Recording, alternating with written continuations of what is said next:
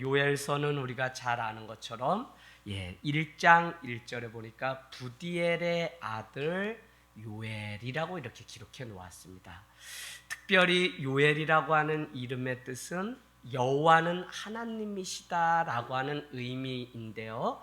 이 안에는 여호와 하나님은 심판자요 구원자라고 하는 그 고백이 아버지 부두엘에게 있었다는 사실을 우리는 알게 돼요. 신구약을 통틀어서 요엘이라고 하는 이름은 12번 나오지만 오늘 우리가 읽은 이 요엘서와 사도행전 2장 성령이 임하면이라고 하는 그 젊은이가 늙은이가 환상을 보고 하는 그 구절 두 부분만 딱 우리가 오늘 읽은 요엘에 관한 것이고 나머지 11명은 다른 요엘에 대한 이름이 성경에 기록되어 있습니다. 오늘 우리가 요엘서를 1장부터 천천히 읽어보면 유다 땅과 베들레헴이라고 하는 예루살렘이라고 하는 지명 이름이 이렇게 많이 등장하는 것으로 보아서 그는 아주 지리적으로나 또 신앙적으로 아주 해박한 신앙이 요엘에게 있었다는 사실입니다. 그럼에도 그가 강조하길 원하는 것은 여호와의 날이 곧 임할 거라고 하는 마지막 그때가 있다고 하는 것을 우리에게 가르쳐주고 이방 세력으로부터 지금 핍박과 고난 가운데 있을지라도 여호와의 날에는 반드시 심판하여 믿는 자가 오늘 승리하는 역사로 끝날 것이라는 사실을 우리에게 가르쳐주고 있습니다. 여러분, 시대가 늘 어려울수록 늘 교회는 무슨 역할을 해야 되냐면 예언자적인 역할을 놓치지 말아야 됩니다.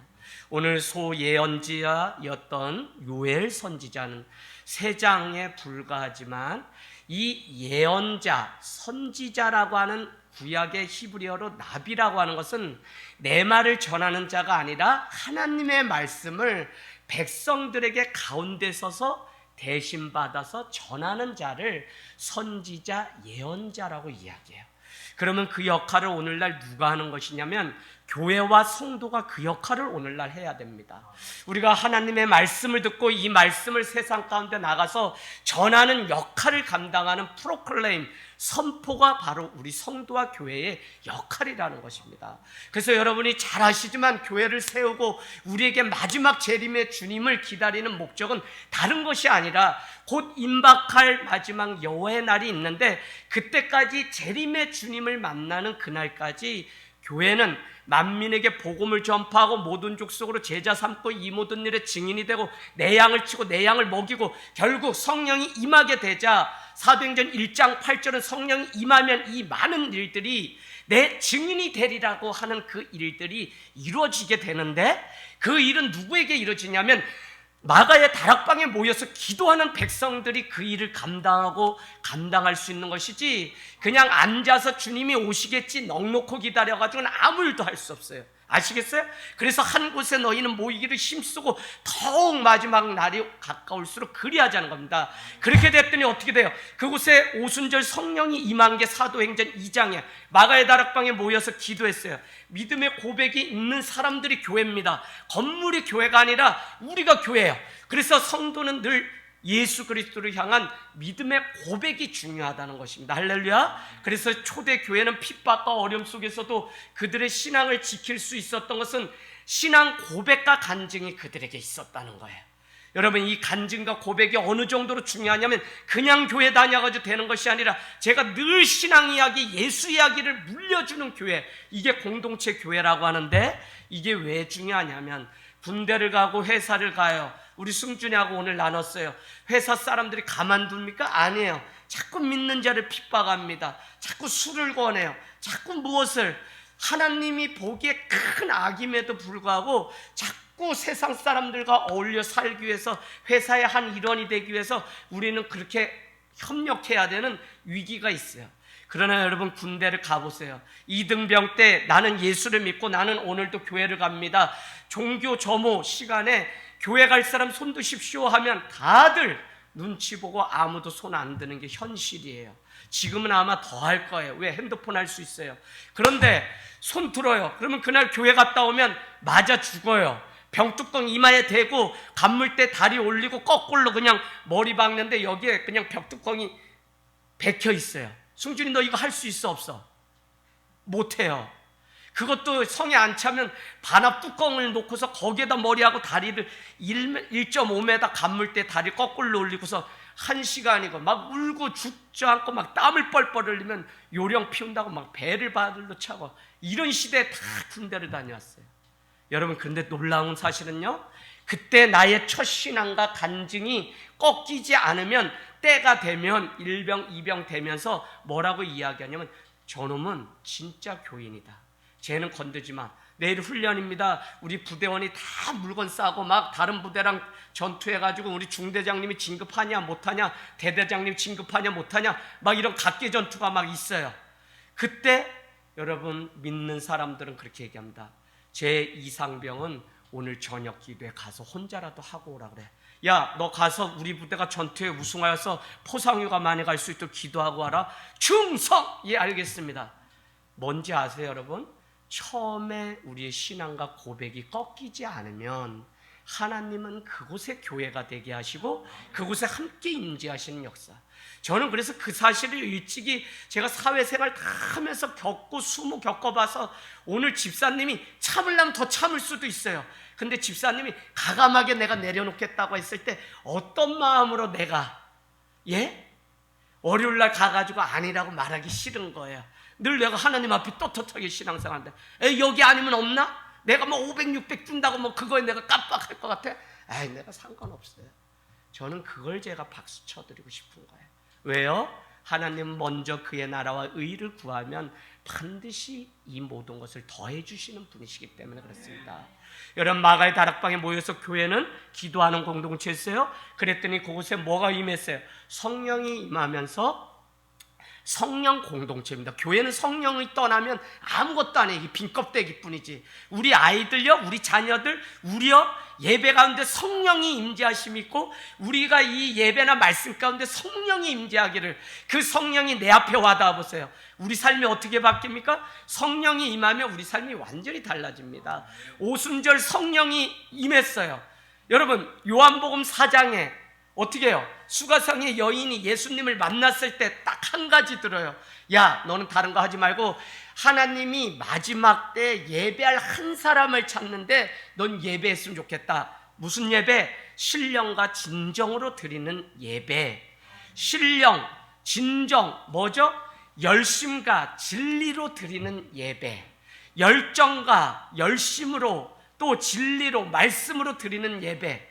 여러분, 말씀과 진정, 성령이 우리 가운데 와 닿으면 우리는 거룩한 것을 만나기 때문에 예배 때마다 우리 안에 회개가 일어나고 예배 때마다 거룩한 것 앞에 나는 아무것도 아닌 것을 보고 우리의 삶에 변화가 일어납니다. 이것이 초대교회를 보면 그들은 모이면 3,000명, 5,000명의 제자들이 날마다 하고 믿는 자의 수가 날마다 더했다고 하는 역사는 바로 다른 것이 아니라 그들이 주의 성령을 만나고 자기 자신을 거룩함 앞에 세워보니까 잘한 것이 하나도 없고 여전히 부족한데 하나님의 사랑 가운데 살아가고 있는 이것 때문에 그들은 다시 한번 하나님 앞으로 돌아오는 예배자가 되었다는 것입니다. 여러분, 이 예배 성령 공동체가 되니까 세 번째는 초대교회는 기도, 성령, 그 다음 뭐예요? 사랑의 공동체가 자연스럽게 됩니다. 성령이 임하게 되면 성령님이 우리 가운데 오면 자꾸 우리의 손을 펴게 됩니다. 자꾸 다른 영혼을 보게 됩니다. 그래서 사도행전 4장에는 이 믿음의 초대 공동체 안에는 가난한 자가 한 명도 없었다는 고백이 성경 안에 기록되어 있는 것을 우리는 보게 돼요. 왜요? 다른 사람이 가난한 것을 볼 수가 없어요. 저 아픔, 저 못 먹는 것이 내 일 같기 때문에 대신 그 짐을 지어주려고 하는 그리스도의 법을 성취하는 일들이 그 안에 있었다는 것입니다. 여러분, 그래서 물건을 나누고 통용하며 날마다 사도의 가르침 앞에 떡을 떼는 일들이 초대교회 안에, 그래서 기도 공동체는 결국 성령의 공동체, 사랑의 공동체였던 것이 초대교회. 이것은 교회 성전 안에서 일어나는 일입니다. 우리끼리의 일이라고요. 그러나 주님은 이것으로 만족하지 않고 너는 지금 성전 밖에서 무슨 일이 일어나는지를 관심 갖고 교회는 늘 깨어 있어야 돼. 교회 여러분 모이면 죽어요. 흩어지기 위해서 모이는 것입니다. 교회의 영혼을 낳지 않으면 죽습니다. 내 안에 생명을 품고 영혼을 살리는 이 일이 우리 안에 날마다 가슴 벅찬 일이 되지 않으면 우리는 이미 잠자고 있는 성도예요. 아시겠어요? 그러니까 매일 첫 마음이 바뀌고 늘 주님 앞에 내 삶을 다 드릴 것 같아도 드리지 못하는 이유가 자꾸 우리의 초심이 바뀌기 때문에 그렇습니다. 그래서 여러분 중요한 것은 무엇이냐면 성령이 우리 가운데 임하면 그때는 우리가 다른 사람, 그것을 사도행전 3장은 뭐예요? 성전 미문에 앉아서 40년째 구걸하는 그 사람을 날마다 하루에 3번 올라가는 뭐 하기 위해서? 기도하기 위해서 초대 유대인들은 예루살렘 성전에 올라갔다고요. 하루는 오후 3시에 베드로와 누가요? 요한이 그 성전을 올라가는데 아무도 그렇게 많은 사람들이 예배드리기 위해서 올라가지만 그 구걸하는 한 사람의 인생을 주목하지 않았다는 것입니다. 사랑이 없는 거예요. 여러분, 에베소 교회가 책망받은 것은 요한계시록 우리가 1장을 통해서 2장을 통해서 보았지만 그들은 처음 행위를 벌였습니다. 뭐요? 그들은 정말 주님의 말씀을 지켰다고 나와 있죠. 절대 진리는 있었지만 절대 사랑을 지키지 않은 공동체이기 때문에 주님께 책망받았어요. 여러분, 믿는 것과 아는 것이 하나가 돼야지 어떻게 믿음이 말씀이 가르쳐줬으면 그것대로 행하는 삶. 야고보서는 그래서 2장에 뭐라 그래요? 너희 중에 배고픈 자, 헐벗은 형제와 자매가 있거든. 2장에 한번 가보세요. 야고보서 2장 뭐라고 얘기하냐면 그를 보고서 믿는 자가 뭐라고 얘기하냐면 배부르게 하라, 덥게 하라, 어서 가라 라고 말한다면 배부른 자에게 일용할 양식을 지금 줘야 되는데 그 사랑을 안 하고 내가 형제를 위해서 기도할게요 이런다면 그게 무슨 사랑이냐는 거예요. 행함이 없는 믿음은 죽은 것이니라 라고 그래서 말씀하고 있는 것입니다. 여러분, 이 모든 일이 우리 안에 성령이 찾아와야만 이 일이 가능합니다. 오늘 우리가 왜 부흥회를 해요? 우리의 인생이 회복되는 목적이 있습니다. 오늘 1장 12절 한번 가보세요. 14절 금식일을 정하고 성회를 소집하여 장로들과 이 땅의 모든 주민들을 너희 하나님 여호와의 성전으로 모으고 어떻게 하래요? 여호와께 부르짖으라는 것입니다. 이게 다른 말로 부흥회죠. 부흥회. 여호와 하나님만 찾고 부르는, 지금은 여호와께 돌아와 부르짖을 때입니다. 여러분, 이 일이 왜 이렇게 됐냐면 영혼도 마음도 환경도 다 병들었기 때문에 그래요. 그래서 여러분 말씀 다시 가보세요. 4절에 보니까 파충이는 뭐를 먹고 황충은 뭐를 먹고 뭐를 결국은 메뚜기 새끼가 다 일은 누가 하는데? 사람이 하는데, 우리가 하는데 그 열매는 누가 먹어요? 벌레가 다 먹는 일들이 일어나요. 이것은 환경이 병든 것입니다. 그런가 하면 여러분 9절 한번 가보세요. 소재와 번제를 여호와의 성전에서 끊어졌고 여호와께 수종드는 제사장은 슬퍼하는도다. 왜? 참된 예배가 없기 때문에. 영혼이 병든건데 영혼이. 자, 그런가 하면 뭐가 병들었어요? 12절에 가니까 포도나무도 말랐고 뭐도 말랐고 사과나무 밭에 모든 나무가 다 시들었으니 이러므로 사람의 즐거움이 말랐도다. 이게 마음이 병든 거예요. 여러분, 마음이 병들고 어떻게 해요? 우리의 영혼이 병들고 재앙으로 말미암아 환경이 병들었다면 그때 우리가 해야 되는 것은 날마다 모여서 여호와 앞에 금식하면서, 그 일이 어디 나와요? 요엘서 2장 12절 13절에 이제라도 울며 애통하며, 여러분 옷을 찢지 말고 이 겉옷 막 찢으면서 아이고 답답해 죽겠다 막 이게 아니라 정말 여러분의 마음을 찢어서 가슴 아픈 통곡이 일어나게 되면 어떻게 된다고요? 은혜로우시고 자비로우신 주님이 13절에 노하기를 더디하시고 인애가 크시사 뜻을 돌이켜 재앙을 내리지 아니하리라고 말씀하셨습니다. 김혜인 권찰님, 재앙 내리지 않겠다, 뜻을 돌이겠다, 어디 나와요? 뜻을 돌이키겠다, 어디 나와요? 네? 말씀, 어이구, 이렇게 그렇게까지 했는데, 어디 나와요? 이거 말고, 요엘서 말고, 혜정이. 네, 어디 나오냐면, 요나서 3장에 나옵니다.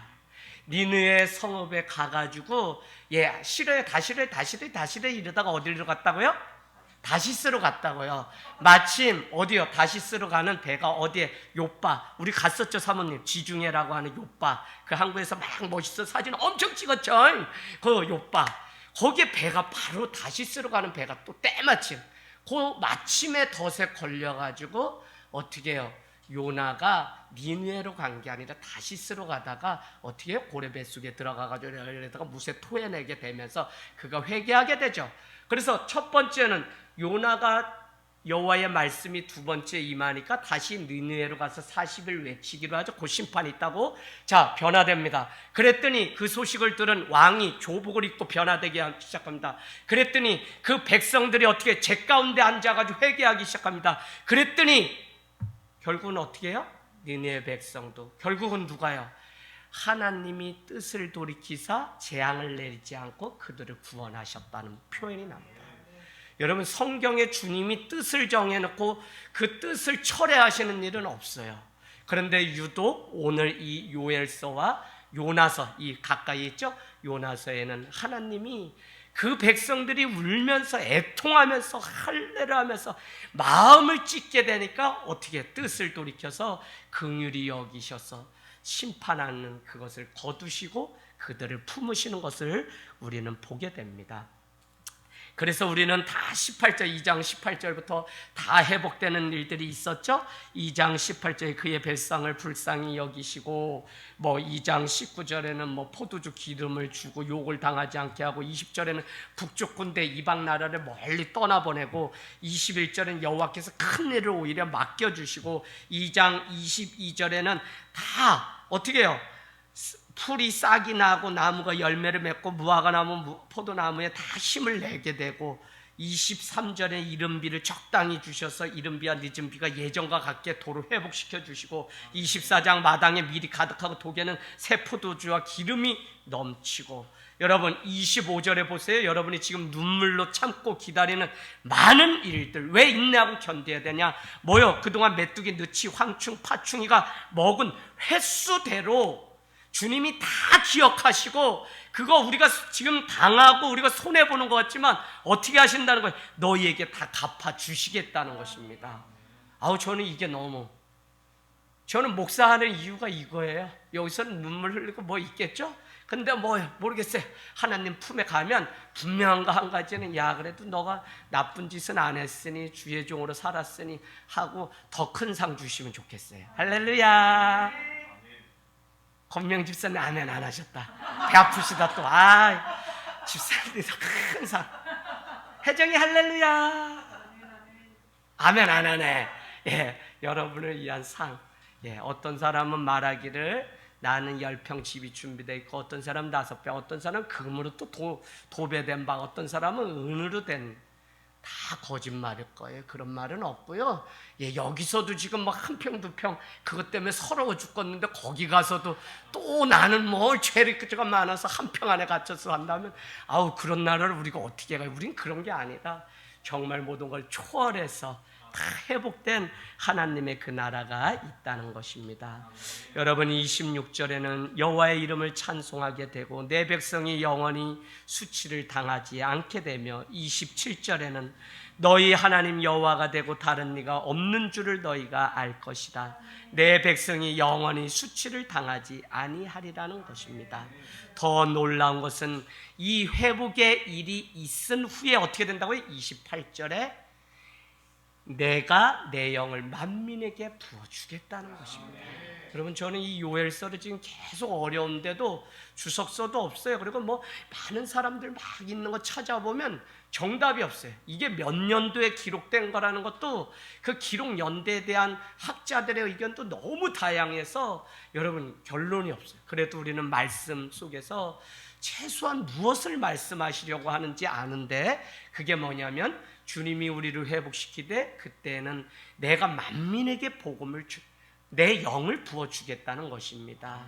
여러분 속히 주님의 날이 와서 우리 자녀들이 다 주의 영으로 충만하기를 원하는 그 간절함이 우리에게 있기를 원합니다.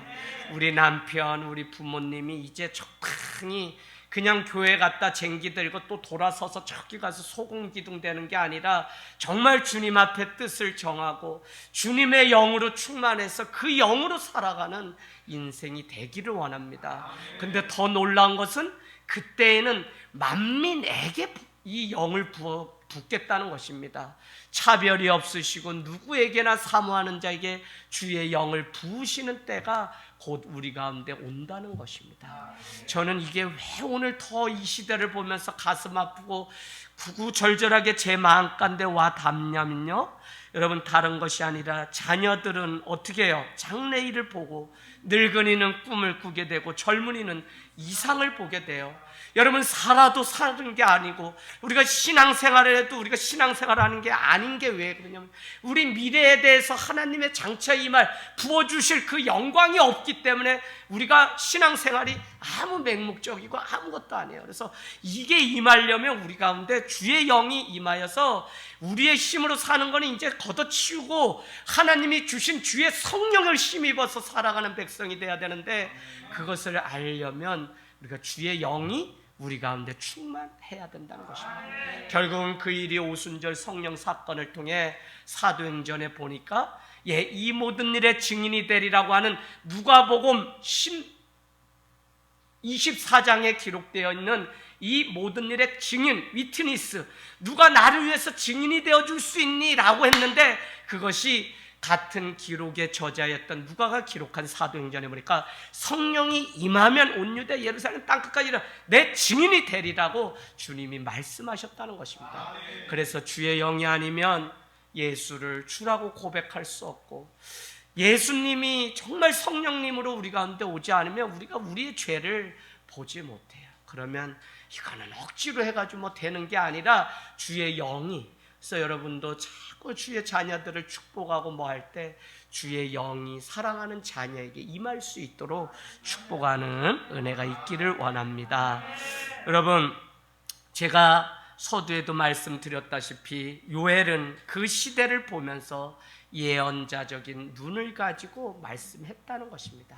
시대가 어렵고 정체되어 있을 때 교회와 목회자, 아니 성도의 역할은 다른 것이 아니라 이 시대가 어디로 가는지 예언자적인 눈을 보고 그것을 선포할 수 있어야 됩니다.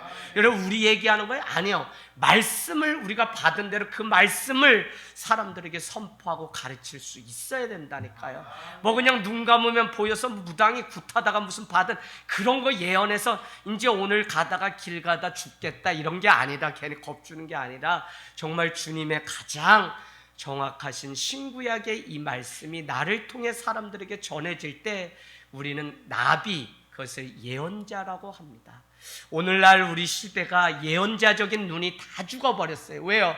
이 땅에 있는 것이 너무 커 보이고 이 땅에 있는 것만으로도 만족할 수 있기 때문에 사람들은 더 이상 시대가 어떻게 되든지 이후의 삶에 대한 관심을 잃어버렸다니까요. 누가요? 교회가 그랬어요. 그래서 교회는 구조선이 돼야 되는데 유람선이 돼서 관광 가득 그냥 신앙생활하는 일들이 이 도시 안에 일어났다는 것입니다. 교회는 원래 도시 안에 세워지게 되고, 도시는 사람들의 안전과 보호를 위해서 세워진 이름이 도시고, 그 도시마다 그들을 지키는 종교적인 행위, 제사들이 있었고, 그 중에 하나가 교회인데, 이 교회도 이제는 세속화되어 버려서 주님의 예언자적인 눈을 회복해야 되는데 이것을 놓쳐버린 채 여전히 그냥 이 땅만 바라보고 살아가기 때문에 성도나 우리가 하나님의 능력을 가지고 살지 못하는 거예요. 그러니까 점점 더 우리 안에 신앙 고백과 간증이 말라버리는데, 저는 이 가물었을 때 정말 여러분의 삶을 통해, 오늘 여기 있는 우리 젊은이들을 통해 하나님이 보여주시는 그 증거들이 계속적으로 간증되는 역사가 있게 되기를 원합니다. 여러분, 우리의 육체 가운데 모든 하나님의 영이 부어주시는 그날이 바로 여호와의 날이며, 그날이 우리 가운데 믿는 자와 믿지 않는 자를 분별하시고 심판하는 날이라는 것입니다.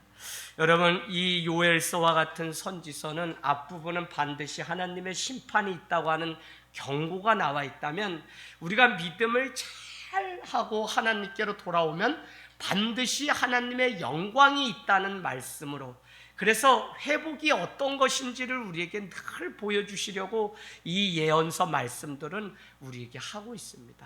결국은 이 일은 우리가 믿기지 않을지 모르지만 400년의 침묵을 깨고 신약의 예수 그리스도가 오심으로 인해서 우리를 구원하신다고 하셨던 그 예언이 성취됨으로 우리는 구원을 얻는 놀라운 일들이 있게 된다는 것입니다.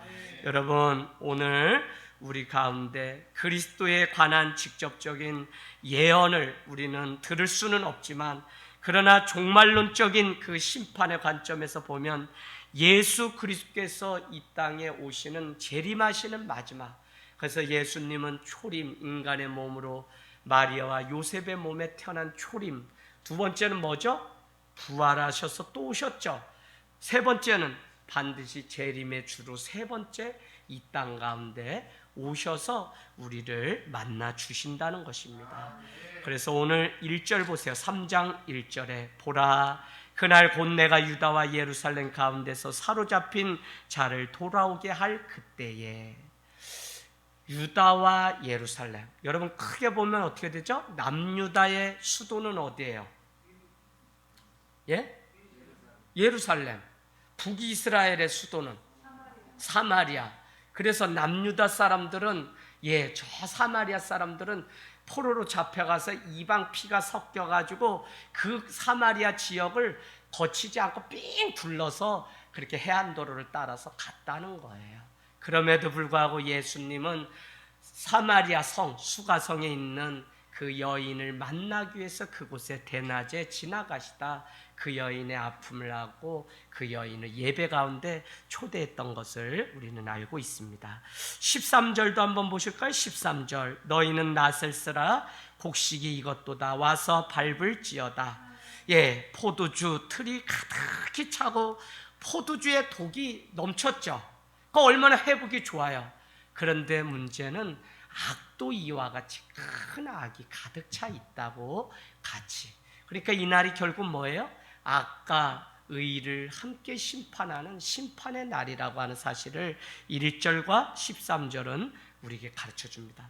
그런가 하면 16절에는 여호와께서 시온에서 부르짖고 예루살렘에서 목소리를 내시리니 하늘과 땅이 진동하리라. 그러나 여호와께서 그의 백성의 피난처 이스라엘 자손의 산성이 되리라. 하나님은 우리의 피난처시고 우리의 산성이 되십니다. 여러분, 각기 신앙은 다 서로에게 달라요. 하나님의 크기도 달라요.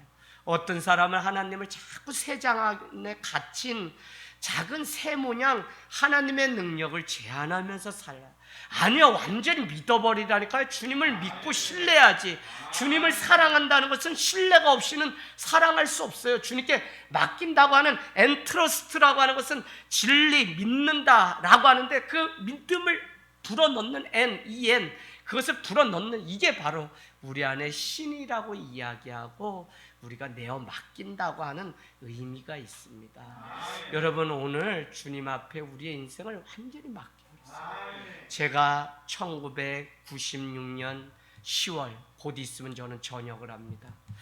효령대군 23대손의 전주희씨 종갓집에 맏아들로 이제 처음 군대를 보내서 조금 있으면 이제 전역을 앞두고 있습니다. 말년병장이라서 잠을 자고 있는데 전쟁이 났다는 거예요.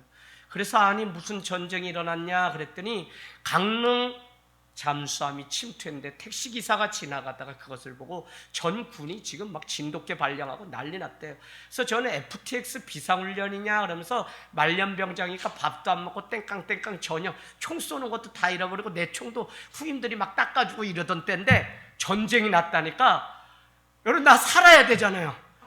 바로 내 실탄하고 내 수류탄은 어딨냐 그랬더니 여기 있습니다. 빨리 차시죠. 그래서 먹지를 막 칠하고 얼굴 위장하고 60 트럭을 탈았더니 강릉으로 우리 부대는 전방 바로 앞에 있는 향로봉 고지라고 하는 을지 12사 아주 1급 비밀인데 거기를 지켜요. 근데 거기에서 북으로 흐르는 유일한 38통문이라고 하는 그 물이 있어요. 산은 다 지뢰밭이기 때문에 남은 잔당이 못 넘어가고 그 물을 통해서 그들이 수영하면서 넘어갈 텐데 거기를 지키던 부대인데 우리가 그냥 다 해가지고 60 트럭 타고선 강릉 갔어요. 그리고는 거기서 다 이미 놓쳤어요. 그래서 오대산으로 갔어요. 오대산에서 며칠 있어도 잡을 수가 없어요. 담배째 뭐 여러 가지 흔적을 보고서 그들이 치악산 갔을 거예요. 설악산 갔어요. 설악산 갔더니 또 다 도망갔어요. 그래서 결국 돌다가 말년병장이 밥 한 술도 못 먹고 더덕해 먹으면서 간 곳이 어디냐? 얘네 다 도망갔다. 이제 향로봉으로 도망가려고 자기네 소기의 목적 잃었으니 거기밖에 없다. 그래서 거기에 와가지고 숨어서 있는데 그 날 좋은 가을 햇볕에 저도 이제 빨리 나가면 장가도 가고 막 해야 되는데 이 이팔 청춘 24살에 커서 순교해서 현충원으로 갈 뻔했어요. 그래서 여러분 3인 1개조로 그 호라는 거 이런 거 파여 있는데 혼자 행동하면 영창 갑니다. 그 위급한 상황. 3인 오줌 싸러 가도 같이 가야 되고 같이 가야 돼요. 그래서 그렇게 있는데 하루는 어떻게 해요? 그 호 안에 가을에 있는데 제 안에 막 두려움도 찾아오고 막 힘들고 외롭고 빨리 전역하고 싶고 그러다 문득 제 건빵 주머니 옆에 군대를 간다고 우리 집사람도 막 써주고 이 포켓 성경 잠언하고 시편만 있고 신약 있는 조그만 성경책 그게 제 주머니에 늘 있었기 때문에 그걸 피고선 경계 근무를 하고 있는데 그때 제 마음에 와서 저를 확 눌렀던 것이 뭐냐? 로마서 5장 8절 말씀. 하나님이 제 아기를 얼마나 사랑하신지 그 사랑을 확증하기 위해서 독생자 예수 그리스도를 주셨다는 것입니다. 그 당시 저는 제가 결혼해야지라고 생각했던 자매가 고무신 거꾸로 신고 말년 때 다 떠나고 그때 우리 집사람 아니에요. 우리 집사람 다 아는 사람이에요. 그래서 그냥 제가 이 땅에는 믿을 사랑은 하나도 없다는 걸 그때 알고 조금만 기다려주면 되는데 사랑이 이렇게 안 되는구나. 그래서 견우와 직녀가 생기고 오작교가 있는 거구나. 그래서 여러분 어쩌거나 실망하고 있을 때 성경을 통해 제가 발견한 게 뭐냐면 진짜 사랑이 여기에 있구나. 하나님이 나를 얼마나 사랑하신지 그 사랑을 확증하시려고 나를 위해서 독생자를 주셨다. 그렇다면 내가 전역하면 이제는 진짜 사랑을 위해서 내 삶을 들어야지. 그 전쟁 참호 속에서 주님 앞에 기도하면서 나는 이제 부모님 반대하고 뭐 유교 집안이고 뭐고 출세고 다 버리고 나는 주의 길을 가겠다고 군대에서 제가 결단하고선 군생을 하루 더 하고 전역하는 일들이 있었습니다. 여러분 제가 왜 이 말씀을 드리냐면 각자 하나님의 은혜 사랑은 다를 수 있어요. 그럼에도 불구하고 분명한 한 가지는 제가 전쟁 가운데 막 총 다 여러분 그거 얼마나 1분 내에 저는 이미 적이 발견됐어요. 그래가지고 저희가 10몇 명 남은 잔당 중에 9명을 우리가 때려잡는데 수류탄을요 그까짓 거 던지면 1초 내에 다 터지지 뭘 그거 뭐 나 지키는 줄 알아요? 이미 딱 멋있게 본 거 많거든요. 그래 던졌어요. 죽었는지 안 죽었는지 확인을 할 수 없어요. 200발 졌거든요. 겁나니까 막 공중에다 대고 200발을 얼마나 쏴댔는지 몇 초 되니까 총알 하나도 없네. 난 진짜 와가지고 쏘면 죽게 생겼어. 여러분 날 지킬 수 있는 게 하나도 없어요. 그래서 여러분 총뿌리만 대고 쏘는 척 이러면서 따고따고따고 하다가 제가 전쟁은 어쨌거나 이겼죠. 그래서 저는 제가 유공자가 되는 줄 알고 지금까지 기다리고 있는데 나라에선 연락은 없지만 나라 지켰습니다. 그때 저는 이 산성이다, 이 피난처다라고 하는 단어가 정말 제 삶에 너무 하나님의 사랑을 표현하는 말 중에 하나님은 나의 산성이시고 나의 피난처시라고 하는 이것보다 큰 의미를 제가 더 찾지를 못했어요. 여러분 그 참호 호파고서 그 앞에 이렇게 둔덕 만들어놨지만 그거에 수류탄 하나 던지면 다 터지는 거지 우리 못 지켜요. 주님이 늘 그러니까 군대에서 신앙이 얼마나 좋아졌냐면 저 훈련을 나갔다 올 때마다 늘 부대 복귀를 빨리 하고 싶은데 그건 뭐냐면 밤이면 우리 부대 밖에 독수리 교회에 이 십자가 불빛 빨갛게 켜진 그게 그렇게 사람도 없는 GOP 철제가 아니니까 유일하게 저를 기다려주는 게 뭐였냐면 십자가였어. 십자가 이 불빛. 저거 가면 내가 살지. 저거 가면 살지. 그래서 내가 위병근무 쓸 때마다 저기 가서 내가 늘 기도하는 사람이 됐으면 난 신학도 안 했죠. 고3 때 이제 끝날 때 예수 믿기 시작하니까 연륜도 짧지.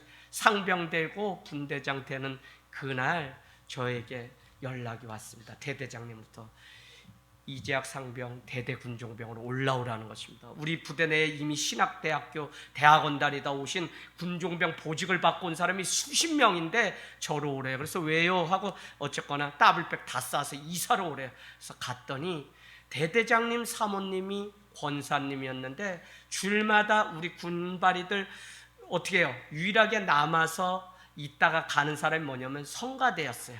그 성가대 병사들이 막 연습하고 라면 유일하게 정심으로 먹는데 그 사람들이 쉬고 싶지 뭐 설거지하고 싶겠어요? 근데 제가 1년 가까이 설거지하는 모습을 보고 그냥 대대장 사모님이 저 사람 나 알지 못하는데 저 군종병 시키면 우리 부대 부응하겠다고 저를. 그 대대장님이 어떻게 돼요? 여러분 남자 뒤에 여자 있어요. 그래가지고 대대장님이 중령이신데 아내의 말 권사님의 말을 듣고 나를 올라오라 해서 더블백 싸서 갔더니 넉 달 했더니 너무 잘한다는 거야. 그래서 연대 군종 참모 목사님이 연대 군종병이 전역했으니 500명 모이는 이 연대로 올라오라는 거야. 그래서 저는 졸지에 연대로 막 올라가 설교해 본 적이 없어요. 근데 500명 앞에 새벽기도 수요 주일 예배 막 설교를 하는데 그때 굳어진 그게 공부해도 바뀌질 않는 거예요. 설교 스타일이.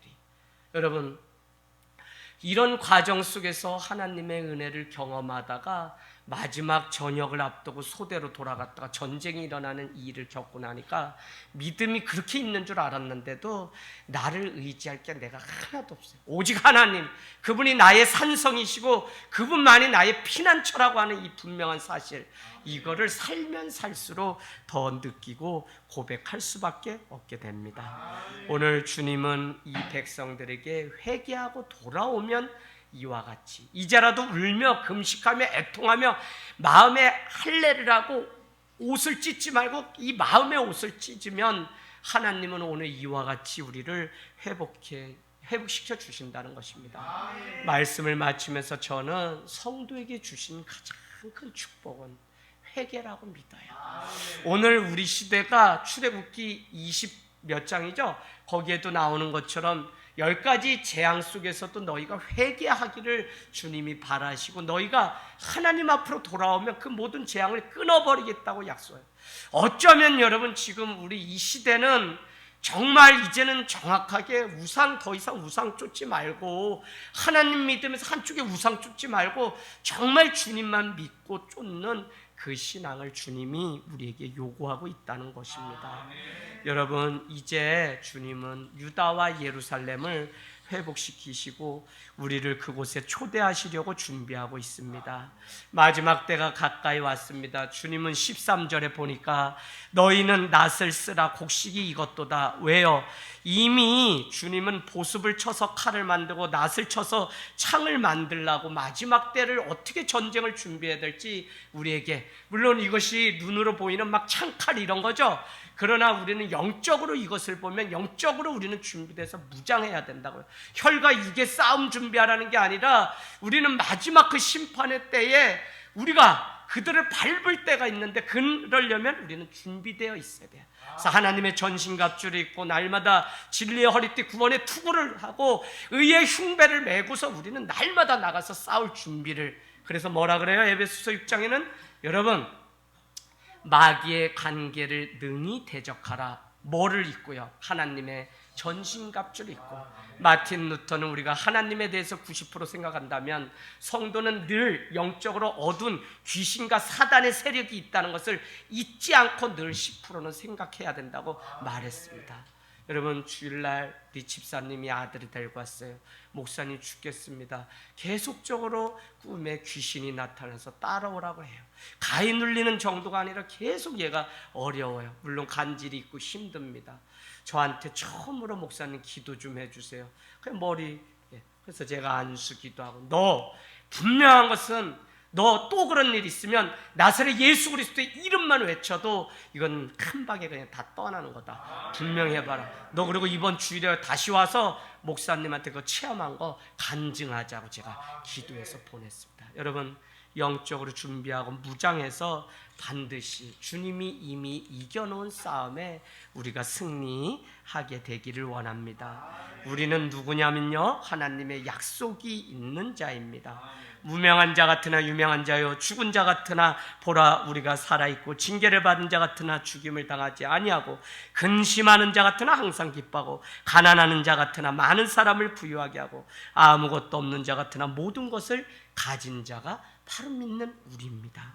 이 일을 위해서 베드로전서 4장 7절 11절은 만물의 마지막이 가까이 왔으니 그러므로 너희는 정신을 차리고 근신하여 기도하라. 무엇보다도 뜨겁게 서로 사랑할지니 사랑은 허다한 죄를 덮느니라. 서로 대접하기를 원망 없이 하고 각각 은사를 받은 대로 하나님의 여러 가지 은혜를 맡은 선한 청지기 같이 서로 봉사라. 만일 누가 말하려거든 하나님의 말씀을 하는 것 같이 하고, 누가 봉사하려거든 하나님이 공급하시는 힘으로 하는 것 같이 하라. 이는 범사의 예수 그리스도로 말미암아 하나님이 영광을 받으시게 하려 함이니. 4장 11절 그에게 영광과 권능이 세세에 무궁히 있느니라. 아멘. 여러분, 우리는요 재방송, 요즘 우리 유현진이 다시 토론토로 옮겼어요. 생방송 볼 때마다 얼마나 다 이기는데 또 홈런 한 방 맞고, 그래서 지금 2번 선발로 나갔다가 못 이겼어요. 여러분, 가만히 생각해 보면 그가 이겼다는 이야기를 듣고 우리가 본다면 우리는 이와 같이 조마조마할 이유가 없어요. 왜? 이미 이긴 사실을 알기 때문에. 성도의 삶은 예수 그리스도께서 십자가에서 모든 것을 다 이루었다 말씀하신 그 승리를 믿고 사는 거기 때문에 재방송의 과정은 힘들고 어렵고 눈물 나고 지금 왜 나만 이 고생하나 이런 생각이 우리를 엄습해 올지라도 우리는 끝에 가보면 어떻게 이미 승리가 우리 앞에 기다리고 있는 싸움을 싸우는 겁니다. 그래서 믿음으로 끝까지 승리하는 역사가 있게 되기를 원합니다.